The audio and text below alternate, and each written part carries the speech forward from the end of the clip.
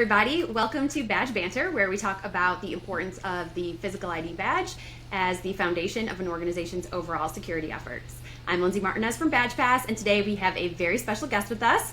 I'd like to introduce you to John Polly from Protect Solutions Partners. Thanks so much for being here, John. Thank you for having me, Lindsay. This is going to be fun. It always is. Well, before we kind of dive into our discussion, why don't you tell us a little bit about you and what you do? Sure. So Protect Solutions Partners is I'm sole proprietor. I'm a security technology consultant. What that really means is I get to geek out over technology in the security industry and tell my clients about it.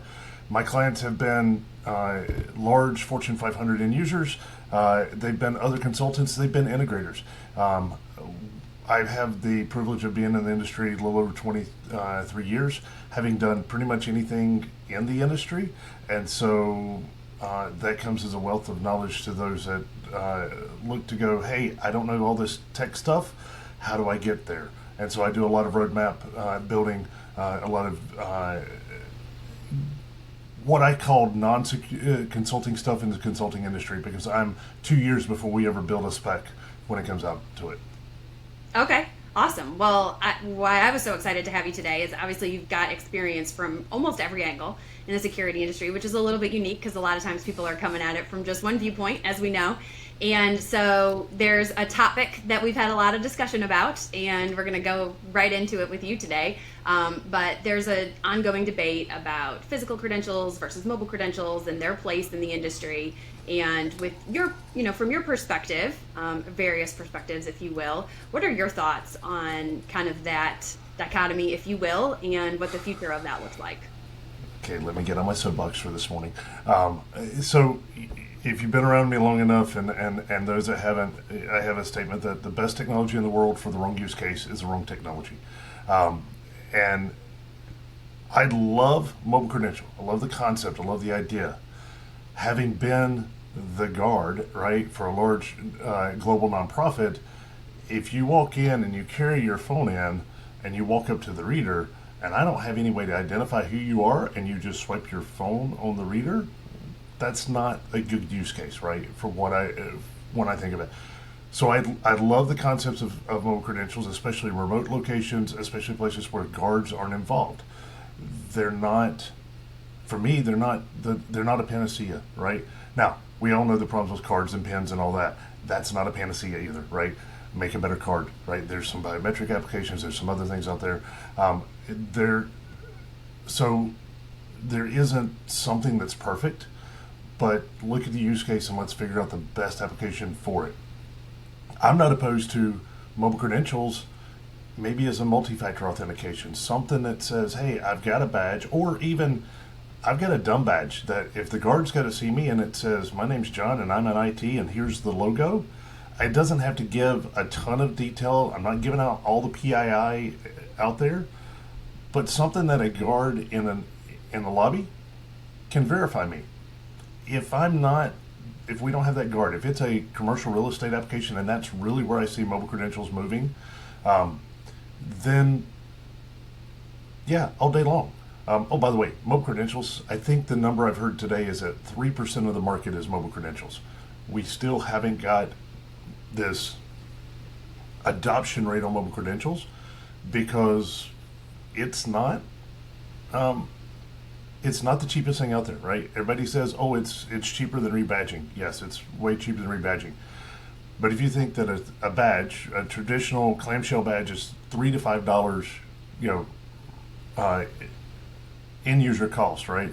They're going to, if you lose it, it's $25. They're going to charge $50, whatever. They're going to make it painful.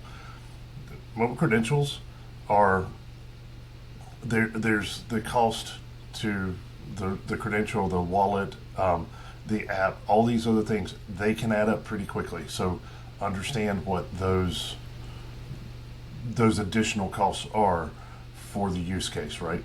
I think. Yeah, so you make an awesome point, and I love when people bring up the cost of badging because, of course, we come from this world, and so I understand that I can make badging very, very affordable and also very not affordable. There's ways that it can cost way more and ways that it can be much more simple, and so that's a use case thing, like you said, like figure out what the best solution is for the customer and make it work. I do not think that mobile credentials are necessarily less expensive right now. I think they will get there, but there's a cost that I don't even think that you touched on yet, and that's existing infrastructure. And when you mentioned that 3% number, I think a lot of that has to do more with not that people don't think it's cool and sexy. I think that people are excited about it and want to get behind it. But not every hardware device that's out in the world right now from an access control standpoint can support mobile credentials. No, it can't, and that's so. And I've had this discussion with a large university. They wanted to go. They wanted to go mobile credential. They had 3,500 readers. Not a single one of them were Bluetooth or ultra wideband enabled. Going mobile credential for them meant replacing every one of their readers at $500 a piece plus labor, all of that. That's just to get the benefit of going to mobile credentials, not even pulling the trigger and saying I'm going to go mobile credential. Then I touched a little bit on it. You've got the app cost. If you're going mobile Apple Wallet, there's a cost to that integration as well. That if you go with just a regular app wallet versus an Apple wallet or an Android wallet, those costs can be significantly different. Like a regular app wallet, let's just say, I'll pull a number out of thin air, it's probably about $5 a month, give or take. Your mobile credential, how it's set up, you're talking $5 to $8 a month.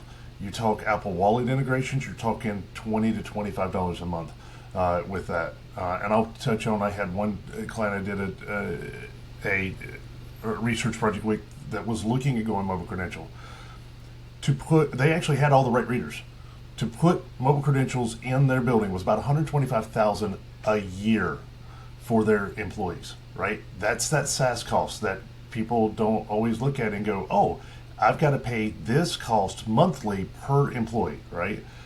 Well, is $125,000 a year cheaper than the badge system you have today, right? Now, make a better badge, bedazzle it. Again, I'm a huge fan of biometrics on the badge. There's only a couple guys doing that. Make a better badge, right, in certain applications. But that wasn't the only problem with Apple Wallet integration, and I'll pick on Apple just a minute because I guess maybe I can. No one's stopping me. Is that they also had to take everything in their building that could be Apple Pay enabled had to go to Apple Pay, which meant all the drink machines, all the cafes. They had some things on campus that could do that they could take money from, and so they had to all of a sudden change over everything.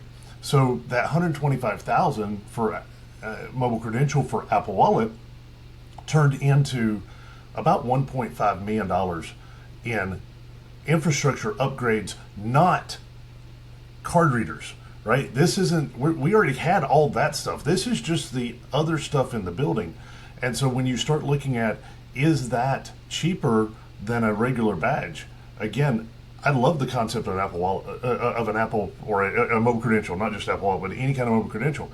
They enable a lot of new things we've never seen before. It enables,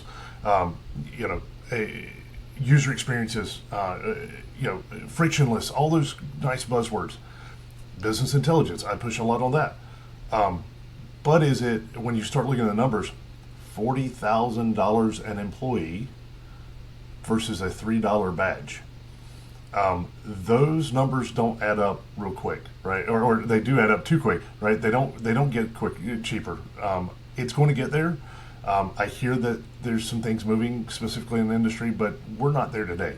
And so understanding that if you're going mobile credential, there's a lot of applications that make it work really well. There's a lot of applications that make that number go higher than what you are budgeting today, and you're going to do it year over year. Now, I know BadgePass has mobile credentials, so there's ways of making that work. At the same point, if you're looking at just the sheer numbers, mobile credentials aren't cheaper today. But do they make things work better than just a regular badge? Yeah, there's more secure. There's all the biometrics on the phone. Make a better badge, or know what you're getting into with a mobile credential. I think that's a fair point, and I think that kind of sum that up. You can really look at either of them, and you can poke holes in both sides. And so I don't think it's one or the other. And I've been pretty vocal about that like it's never going to be one or the other. And I don't even think 5 years from now it's going to be just one or the other. I think we're a long, long ways away from that. And some of that is back to your point about I still need something visual, and I'm not going to just walk around with my phone and show you who I am all the time. Not to mention a lot of the applications don't even have any type of visual representation, even with your mobile credential. And so I think that there's that component, but the cost thing that you brought up today is, I think that it's very enlightening, and you went into a lot of detail that we haven't had a guest do yet, and I appreciate that because you really have to look at it as a case-by-case thing, customer by customer, use case by use case, what's the most important thing, and how can they prioritize that and still make it work in a budget-friendly way. Not everybody can just print money.